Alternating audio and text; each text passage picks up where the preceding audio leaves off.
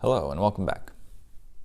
So today I want to talk about painting model trains, what kind of paint to use, what brands I like, what methods I like to use.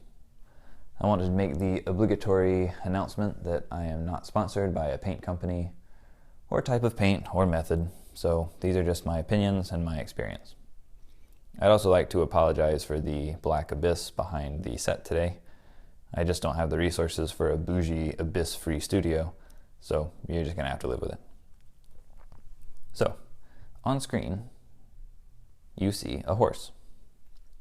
This horse represents the only item in this entire video that you will see that is painted with an airbrush. There are those who insist that the only way to paint something sort of properly is to remove the old color, prime it, and paint it with an airbrush. Preferably one with a tank, not just a straight compressor and a brush combo. However, this is not true. It's not the only way. It may be the best option in some situations, but everything I'm going to show you today was either painted with an aerosol can or a can of paint and a regular brush. So, we will be taking this horse and placing it in the abyss, and I will bring up the first item that I have to demonstrate.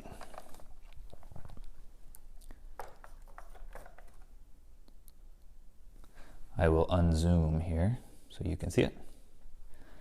This is a custom steel box motor trolley that I made from a Williams baggage car. It was painted with this Rust-Oleum gloss enamel. So this baggage car was lettered for the Great Northern Railroad when I got it. So it was orange and green. That's a really bad combination because the green is really dark and the orange is pretty light. And especially if you're trying to change that color to a really light color like white, you're going to have a bit of trouble because no matter how many coats of really thin white paint from an airbrush you put on, the dark and light colors are going to keep showing through.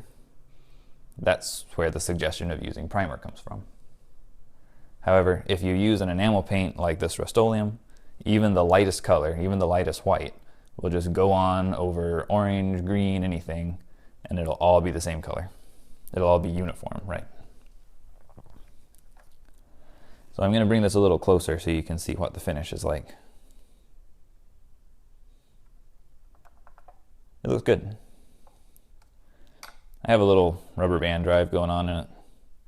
It runs okay. It's kind of a work in progress, obviously. So now on to the next question. How do you get a good finish with a can of aerosol paint? So I would like to bring in my restored Lionel 152, which I'm actually going to move to this side. And my custom Atlantic Coastline diesel. I'm going to give you a quick pan so you can see everything.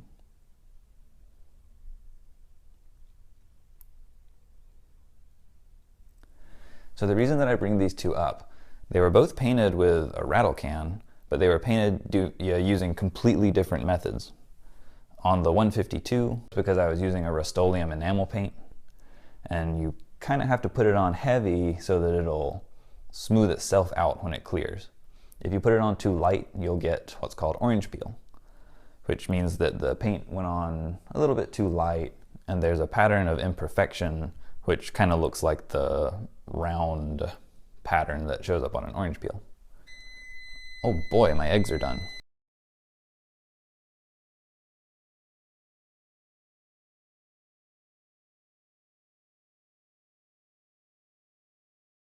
Okay, so with the diesel over here, I used a type of Krylon paint where the total opposite is true.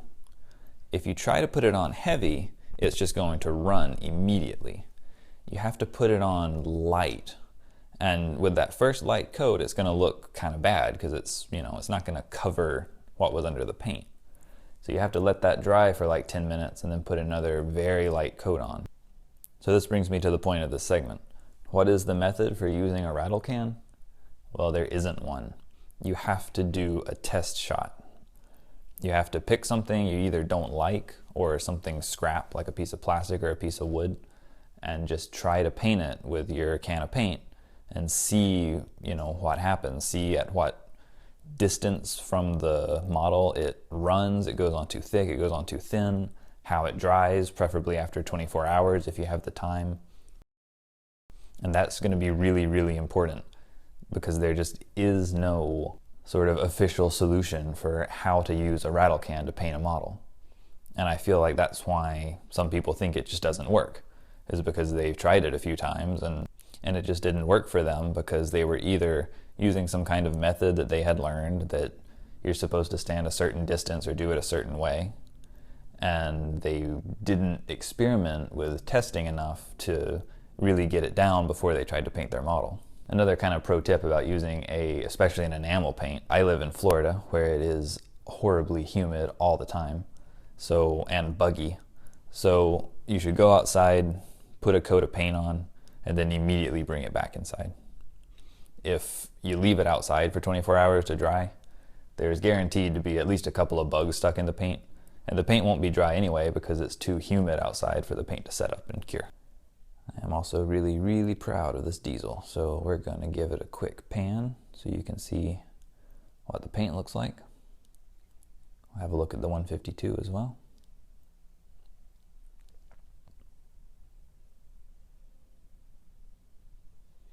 I made all those decals for the Atlantic Coastline engine myself too.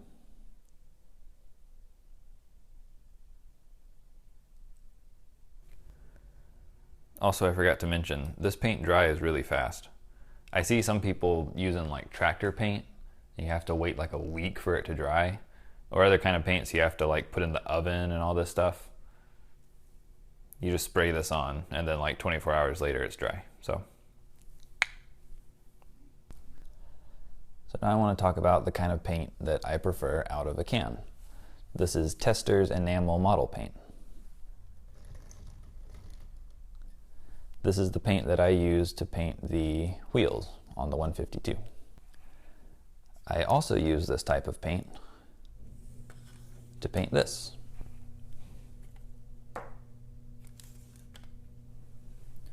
This is a streetcar made by a company called G-Mark out of Japan.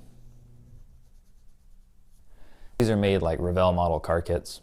They have that thin white plastic and you glue the pieces together, and you can, supposedly the motoring kits were optional, but I've actually never seen one that didn't have the kit in it to power it. I'll just give you a real quick demonstration here.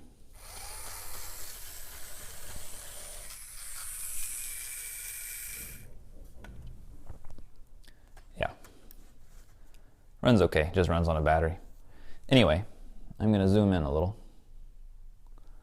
So I painted the roof and the body of this car and the interiors just with that paint and a paintbrush. This is a pretty big model to have painted without any kind of aerosol or spray paint. And it looks pretty good. When the light hits it just right, you can see some brush strokes along the side of the car body there. The roof came out looking a lot better though.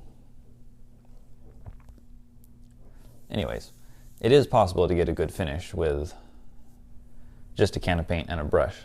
And once again, the only way that you're really going to be able to figure that out is to find some scrap styrene or some scrap wood and just give it a shot.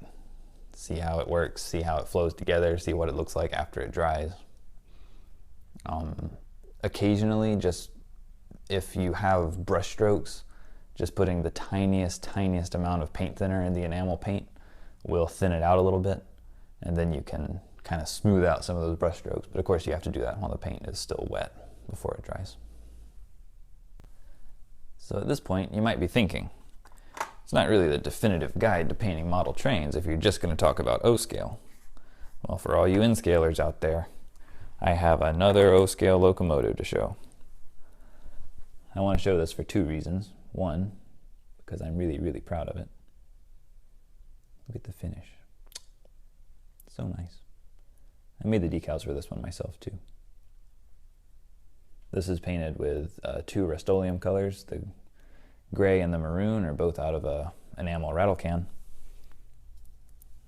So now, I actually wanted to show that as a lead-in to the next segment, because this little guy, the body of this trolley was actually painted with the exact same can of paint that I used to make this maroon color on this O-scale engine.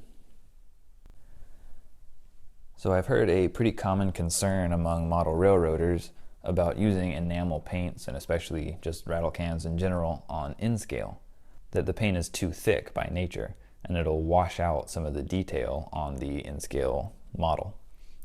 Well, this is a model of a wooden interurban trolley, and it actually has wood slats all down the side, and I painted it with that same can of enamel spray paint, and you can see the detail perfectly. I really hope you can anyway on the camera. I also painted the roof of this engine with just a normal Tester's enamel paint can. Here's another engine just for reference, painted with 3 different colors of rattle can paint. They're all Rust-Oleum enamel paints. Now, something interesting about this engine, I actually did not follow my own advice. I had just used a Krylon paint, and I grabbed my Rust-Oleum, my white, and started painting. And I put it on really, really thin, and I stood pretty far away. And what ended up happening was the flecks of paint were actually already dry when they hit the engine. So you end up with this like kind of snowy look. That doesn't look very good, but that was the exact same can of paint that I used to paint the box motor trolley from the beginning of the video. So it is possible to get a good finish out of that paint. You just have to know what you're doing, which I obviously didn't when I did this particular job. To me, it's not really worth trying to redo it. I'm just gonna learn the lesson I learned and leave it at that. All right, well, hold on to your butts, because this is gonna be the most controversial opinion in the whole video.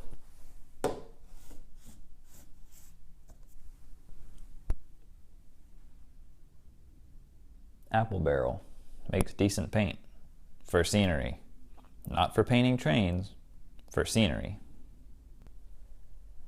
I used green and gray and brown Apple Barrel paint to do all of the base coats on my layout. Now, this was obviously before the ground cover was applied, and the ground cover is really the thing that makes the scenery look good, but the paint underneath definitely helps to fill in the colors where the ground cover is thin or just spots that you missed. Let's do some close-ups.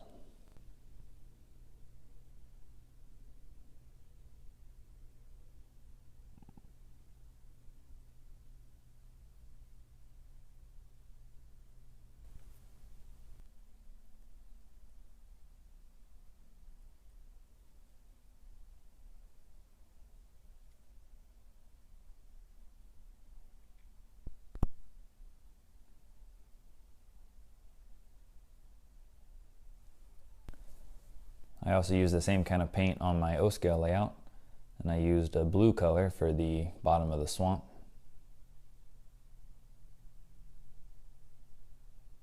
Then brown for a lot of the other base coat, and gray for the sort of the dirt going down into the water there. Here's just another little scene. It's the corner behind the auto shop on my layout. You can kind of see the brown showing through the green color of the ground cover. So that's kind of what I'm talking about. I mean, if you use a green color as a base coat, it might not really matter so much, but you can get a lot of texture and variety by using browns or grays too.